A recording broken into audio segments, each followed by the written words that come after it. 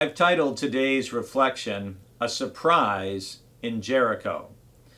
Some of us, if we happened to grow up going to Sunday school when we were young, almost certainly one of the stories we heard was about the fall or the siege of the city of Jericho, and Joshua and the people marching around the walls 7 times and then playing trumpets and then being able to conquer the city.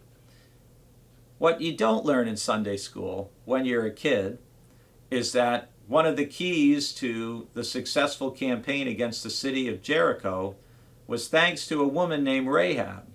And Rahab was a prostitute. And she gave shelter to 2 of the spies who Joshua sent to investigate the city to try to find how it might be vulnerable and how they might be victorious in conquering the city. And so when the Israelites are successful, we hear this verse in Joshua chapter 6, verse 25. But Rahab, the prostitute, with her family and all who belonged to her, Joshua spared.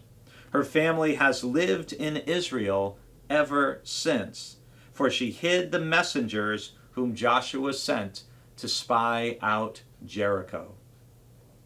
You know, one of the things that you can see throughout Christian history is that often there can be a disdain, a disgust, a looking down on other people who don't meet our standards of morality or what we believe are biblical standards of morality. But we need to be really careful about judging people in that way. Rahab was a prostitute. Some people seem to forget that most women don't choose that as a profession because they want to or because it's something they aspire to. Any woman who's involved in prostitution is someone who is being taken advantage of, trafficked, most likely in biblical times was either single or had lost her husband and had no way to support herself. And it's important not to look down on anyone because you never know who God will use. And in the story of the defeat of Jericho, it happens to be Rahab the prostitute. And not only is she instrumental in Israel's victory, and she and her family and all who belonged to her were spared, but when we turn to the New Testament and the genealogy of Jesus, there are 4 women who show up in that genealogy.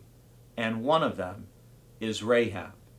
It's hard for some people to believe Jesus' family tree. Every family tree has surprises. And one for many people is that one of Jesus' great-great-great-great-great-great-grandmothers was Rahab, the prostitute. Remember, only God is in a position to look down on anyone.